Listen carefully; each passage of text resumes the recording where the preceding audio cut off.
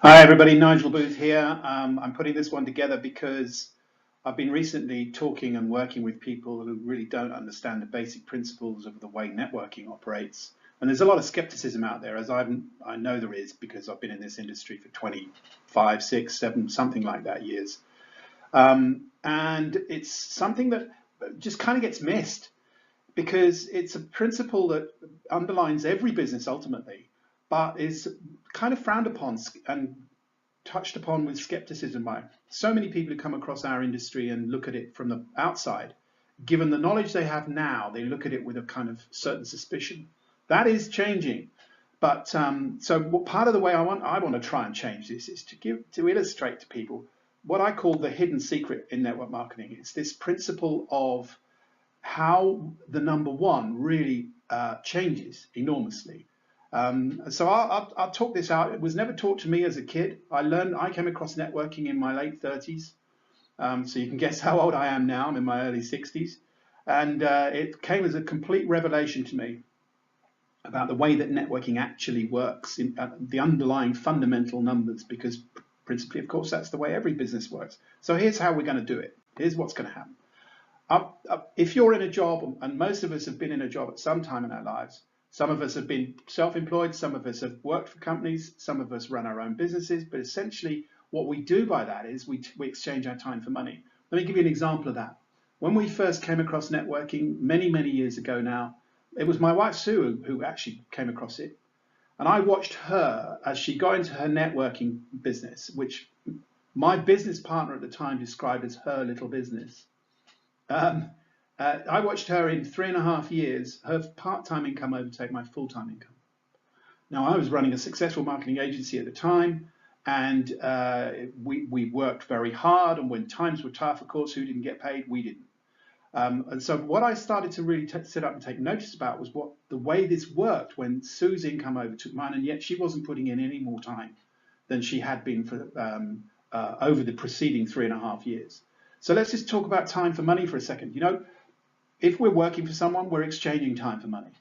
The amount of money you get paid is really largely developed and decided by the skills you have and the way that you do your job, how well you do your job, and how difficult it is to replace you in that role. And that's a key point because those who get well paid also tend to be under fairly high stress. I played that game myself, and one of the principal reasons I got out of doing it was because I didn't want the stress. I really didn't. So let's look at some of these other things. There are only really two ways to make money, and they are people at work and money at work. You see, if you've got a lot of people working for you, it effectively leverages the income you can create. If you've got a lot of money, you can put that money to work investing in things that create income for you without your personal effort. So those two things boil down to money only works in these ways, people at work and money at work.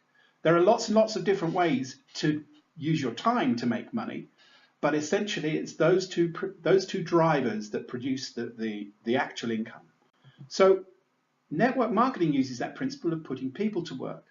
And this is the point I want to really drive at here, is how this works in network marketing overall. So here's the basic principle, the one that drives every networking business model. It's that distributors have the right to develop their own distribution by recruiting other distributors. So here we are putting people to work. So I, as a distributor aligned to a particular company, I can go out and sell lots of product, which I do, but also I can help other people to sell product too. I get a commission for doing it. And that's the basic understanding, the underlying basic driver of every networking business. And in turn, these recruited distributors have the right to do the same thing. So you're recruiting distributors who then recruit other distributors, increasing the overall scope of the distribution. This, of course, then creates a network of distributors selling products and recruiting new distributors. That's it. That is the basic model that we're talking about here. So it all effectively ends up with people who do this really, really well making a lot of money because they leverage the time they get paid for. And this is the principle. You see, money at work leverages more money because you put it into investments, you put it into stocks and shares, You put it into things that provide a return for you. You can choose to do one or two things with that. You can reinvest that money that you create, or you can consume it. Maybe you consume some of it and reinvest the rest. That way you protect your core capital. That gives you the ability to go on creating income without actually working for it. Well, here's that principle used in the way that that people work, putting people to work. And by those of us who do this really well make a lot of money because we effectively leverage the time that we get paid for. So here's how it works. And let's just talk about why we should recruit for a second or two, because this is the way the power of one really genuinely works. John Paul Getty said, I'd rather have 1% of 100 people's efforts than 100% of my own.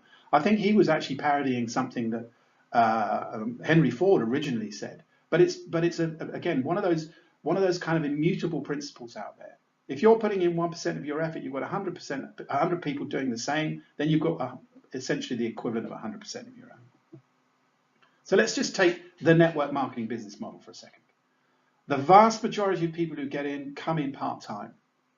97% or thereabouts of people come in on a part-time basis, still doing whatever they do on a daily basis in order to pay the bills and those sorts of things. They're not putting in jeopardy their own income and their ability to cover their overheads. So putting in 5 hours of part-time effort, we're going to use that 5 hours to illustrate the principle that we've got here. So here's the recruitment model. If you go out and you find a few people to help you, then you can start to leverage your time. But at the moment, it's just you, one person in your business working 5 hours a week. So why should we recruit? Well, here, let's look at this as you go out and find 5 other people. Those 5 other people duplicate your efforts. So now you've got 5 people sponsored plus you. There are a total of 6 of you in your organization. You're all doing 5 hours a week. So you have 30 hours of effort in your business every week, but you're only doing 5. Now, what this delivers is you're beginning to get paid for a full-time business, but on a part-time effort. That's what Sue did all those years ago. When I actually looked at the numbers that she was doing and the income she was creating, she was actually putting in about 15 hours of effort a week. 15 hours of effort a week. My weeks were 70 plus hours most weeks. Quite often I'd end up working at weekends, and occasionally I missed holidays because there was something really important that came up that I really couldn't miss. So I was putting pressure on myself to deliver the income and the returns that were generated because of all the hours I was putting in. Sue was working way smarter than I was by finding other people to help create an income for themselves as well, but also in turn leveraging income for herself. So for 15 hours a week, she had created in 3.5 years an income that was way bigger than mine. So let's look at the way the numbers actually accelerate. The effort, the time effort in your business increases actually without an increase in your own effort. What does that actually mean? Well, let's look at it illustrated this way. Maybe it'll make more sense. There's you at the top there, just you, the number one. You started your business, you're putting in 5 hours of effort a week, and you managed to sponsor over some time 5 people. They do the same thing you do. Now you have 25 hours in addition to your 5, 30 hours a week of effort going into your business. In turn, they sponsor 25, that turns into 125 and so on down. So at the end of this sponsorship process where you've only sponsored 5, there's now 156 people in your organization, including you, putting in a total effort of 780 hours. You can see how this number changes from 1 to 156 in terms of people and 780 hours of effort in a single week. Your income rises without additional effort on your part. It's taken on a life of its own. These people are they're involved in this because they want to be. In most cases, they're working at it because they can see the results and the potential for achieving the goals that they've set for themselves. And this is leveraging your time. It's leveraging your income. And this doesn't happen when you work in a job where you're exchanging time for money. Ultimately, what happens in those circumstances, if you stop working, your money dries up. If you stop working in a network that's been built properly, it will pay you forever, effectively, even if you retire. So here we are. Let me just recap on this. We've kind of tried to illustrate this graphically. 156 people generating 780 hours of effort in your business. That's 4 months of effort in a working week. Think about that. That's over 4 months of effort in your business in one working week, and you're putting in 5 hours a week. So are all the other people that you've recruited as well. But that illustrates the model. Now, in truth, the models don't work quite like this. I've taken a very conservative figure. A lot of people put more than 5 hours in. A lot of people stop doing it. That's true. A lot of people don't ever find anybody to sponsor. Some people sponsor huge numbers of people. Sue and I have become masters of this over the years.